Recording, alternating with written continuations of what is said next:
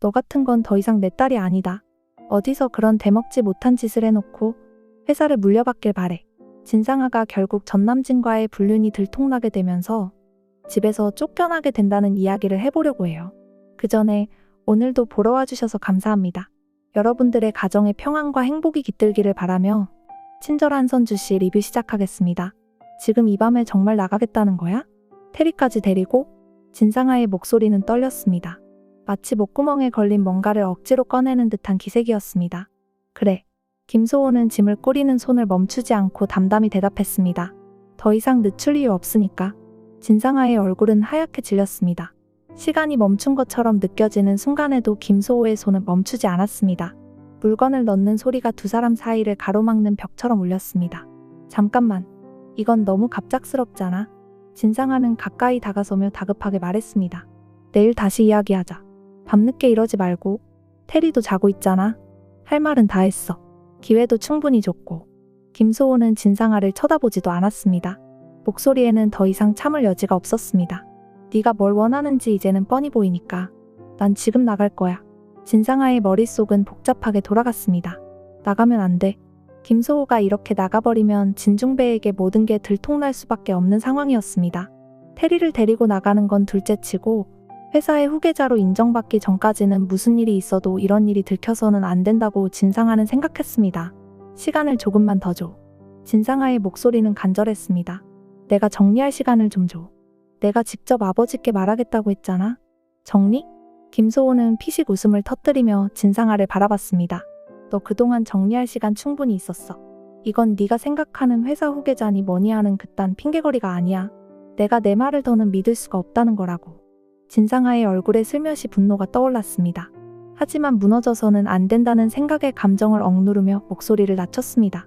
제발 아버지께 알리는 것만은 미뤄줘. 내가 어떻게든 해결하겠다고 했잖아. 네가 아버님께 말해봐야 무슨 변명이 되겠냐? 김소호는 손을 멈추고 고개를 들었습니다. 아버님도 상처받을 거고 어머님도 마찬가지일 거야.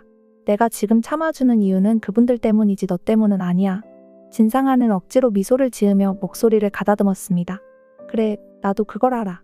그러니까 지금은 조금만 기다려줘. 내가 준비될 시간이 필요해. 김소호는 한숨을 쉬며 가방을 닫았습니다. 알겠어. 아버지께 당장은 말하지 않을게. 하지만 이 집에서 나갈 거야. 그리고 그 이유는 네가 직접 설명하라고.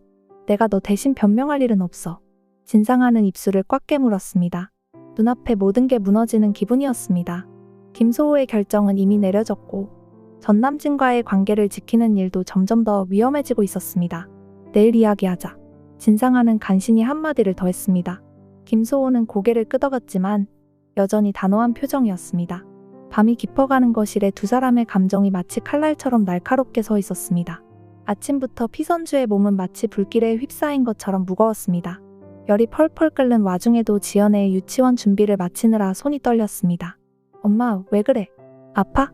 지연이 걱정스러운 눈으로 물었습니다. 괜찮아. 엄마는 항상 강하잖아. 피선주는 억지로 미소를 지으며 대답했습니다. 빨리 가자. 지각하겠다. 지연을 간신히 등원시키고 돌아오는 길. 피선주는 거대한 파도가 밀려오듯 피로에 휘청거렸습니다. 집에 도착하자마자 신발도 벗지 못한 채 침대에 쓰러졌습니다. 땀이 흐르는 듯 차가웠고 숨 쉬는 것도 답답했습니다. 한편 김소호는 회사에서 이력서를 검토하고 있었습니다. 서류를 놓고 고민하던 김소호는 결국 전화를 걸었습니다. 하지만 피선주는 독감으로 침대에 누워 전화가 울리는 것도 듣지 못했습니다. 왜 전화를 안 받지? 무슨 일이라도 있나? 김소호는 고개를 갸우뚱하며 전화를 끊었습니다. 그리고 테리와 함께 살 집을 찾으러 부동산으로 향했습니다. 부동산에서는 몇 개의 매물을 보여주던 중 마는의 집을 추천했습니다.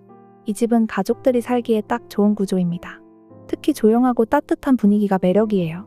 부동산 직원의 설명에 김소호는 고개를 끄덕이며 집 안으로 들어섰습니다.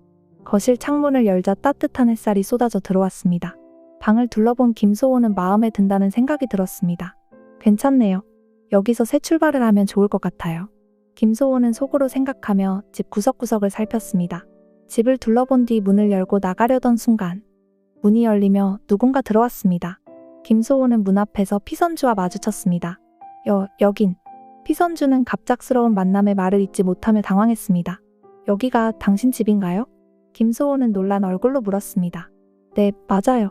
그런데 여긴 왜? 피선주는 미간을 찌푸리며 겨우 대답했습니다. 김소호는 잠시 침묵하며 상황을 정리하려 했지만 머릿속이 더 복잡해질 뿐이었습니다. 뜻밖의 만남에 마음이 흔들리는 것을 애써 숨기려 했습니다. 햇살이 들어오는 창가에 앉아 피선주는 잔뜩 흐트러진 머리를 정리하며 김소호와 대화를 이어갔습니다. 약간의 침묵 속에서도 두 사람의 표정은 진지했습니다.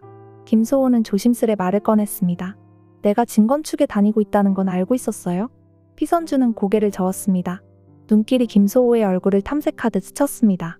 진건축에 다닌다고요? 몰랐어요. 그런데 왜? 김소호는 잠시 머뭇거리다 결심한 듯 이야기를 꺼냈습니다.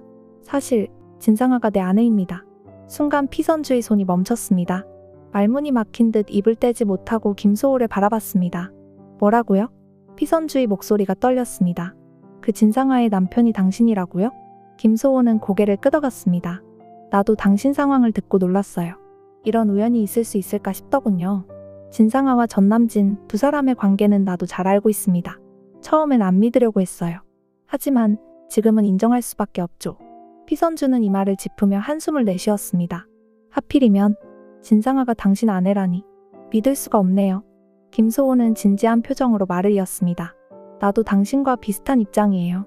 가정을 지키려고 했지만 이제는 불가능하다는 걸 알았어요. 그래서 이렇게 집을 알아보는 겁니다. 진상아와의 관계를 끊고 테리와 새 출발을 하려고요. 피선주는 잠시 생각에 잠기더니 고개를 들었습니다. 우리 집 마음에 들어요? 김소호는 예상치 못한 질문에 놀란 표정이었습니다. 솔직히 너무 마음에 들어요. 하지만 테리랑 둘이 살기엔 이 집은 방이 너무 많고 넓어요. 피선주는 손가락을 탁탁 두드리며 고개를 끄덕였습니다. 그러면 이렇게 해보는 건 어때요? 당신이 이 집을 사고 나는 당신한테 월세를 내는 거예요. 그러면 집도 넓지 않고 적당히 우리 둘 다 부담 없이 살 수 있잖아요. 김소호는 그 제안에 잠시 고민하는 듯 보였습니다. 그렇게 하면 지연이랑 나는 당신 세입자가 되는 거죠. 테리랑 지연이도 좋은 친구가 될 수 있을 테니까요. 피선주는 설득력 있는 미소를 지었습니다. 김소호는 팔짱을 끼고 천장을 바라보며 생각에 잠겼습니다. 듣고 보니 나쁘지 않은 제안이네요. 아이들이 서로 친구가 된다면 더 좋을 것 같기도 하고요. 하지만 이렇게 얽힌 상황에서 괜찮을까요? 피선주는 자신감 있는 목소리로 답했습니다.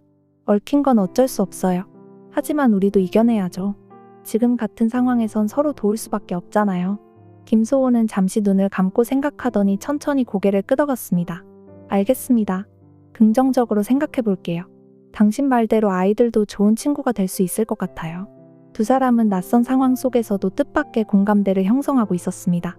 피선주는 처음으로 가슴 한편이 조금은 편안해지는 느낌을 받았습니다. 새로운 시작에 대한 희망이 미세하게 피어오르는 순간이었습니다. 김소호는 거실에 나와 가방을 싸며 테리의 물건까지 정리하고 있었습니다. 짐가방에 하나씩 물건이 들어갈 때마다 집안에 흐르는 공기는 점점 무거워지고 있었습니다. 그때 진중배가 거실로 들어왔습니다. 이게 다 뭐야? 갑자기 짐을 싸겠다고 하니 무슨 일이냐? 이유가 있으면 나한테 말을 해. 진중배의 목소리는 단단하면서도 걱정이 깔려 있었습니다. 김소호는 가방을 싸던 손을 멈추고 고개를 돌렸습니다. 아버님께 섭섭한 건 전혀 없습니다. 아버님 덕분에 제가 얼마나 많은 것을 얻었는데요. 다만 이유는 상아가 말씀드리기로 했습니다. 상아에게 들으시면 됩니다. 진중배의 얼굴은 굳어졌고 이내 진상아를 부르기 위해 목소리를 높였습니다. 진상아, 나와봐. 도대체 무슨 짓을 했길래 내 남편이 집을 나가겠다고 하는 거야? 진상아는 방에서 천천히 나와 억지로 웃음을 지어 보이며 변명하기 시작했습니다. 별일 아니에요, 아빠. 그냥 작은 다툼이 있었던 거예요. 제가 곧 풀어볼게요. 진중배는 진상아의 말을 믿지 못하겠다는 표정을 지으며 주머니에서 휴대전화를 꺼냈습니다. 작은 다툼? 정말 그런 거야? 내 말이 사실인지 김소호한테 확인해보겠다. 진중배는 곧바로 김소호에게 전화를 걸었습니다. 김소호, 너 정말 작은 다툼 때문에 집을 나가겠다는 거냐? 진중배의 목소리에는 다그치는 기운이 담겨 있었습니다. 전화기 너머에서 들려오는 김소호의 목소리는 차분하면서도 단호했습니다. 작은 다툼이라니요? 상아가 정말 그렇게 말씀드렸습니까? 그건 사실과 전혀 다릅니다. 어쩔 수 없이 말씀드리지만 진상아가 불륜을 저질렀습니다. 그래서 제가 이 집을 나가려고 하는 겁니다. 순간 진중배의 얼굴에서 피가 싹 가시며 창백해졌습니다. 충격과 분노가 뒤섞인 표정으로 그는 숨을 크게 내쉬며 겨우 말을 이었습니다. 불륜이라고? 진상아가? 네, 아버님. 저는 더 이상 이 집에 머물면서 그 사실을 받아들일 수 없습니다. 죄송합니다. 말씀드릴 수밖에 없는 상황이라 김소호는 침착하게 상황을 설명하며 전화를 끊었습니다. 전화를 끊고 난 뒤 진중배는 천천히 고개를 돌려 진상아를 바라봤습니다. 진상아는 아버지의 눈치를 보며 입술을 꾹 다물고 고개를 떨구었습니다. 진중배의 분노는 더 이상 억누를 수 없었습니다. 이 자식이, 네가 감히 그런 짓을 하고도 집에 남편을 붙잡을 생각은 안 했냐? 당장 내 앞에서 나가라. 호적에서 파버리기 전에 내 행동에 책임을 져야 할 거 아니야. 진상아는 울음을 삼키며 아버지 앞에 무릎을 꿇었습니다. 아빠, 제가 잘못했어요. 한 번만 용서해 주세요. 제발요. 하지만 진중배는 단호했습니다. 입 닥쳐라. 지금까지 네가 한 짓들을 생각해보면 내가 널 어찌 용서할 수 있겠냐?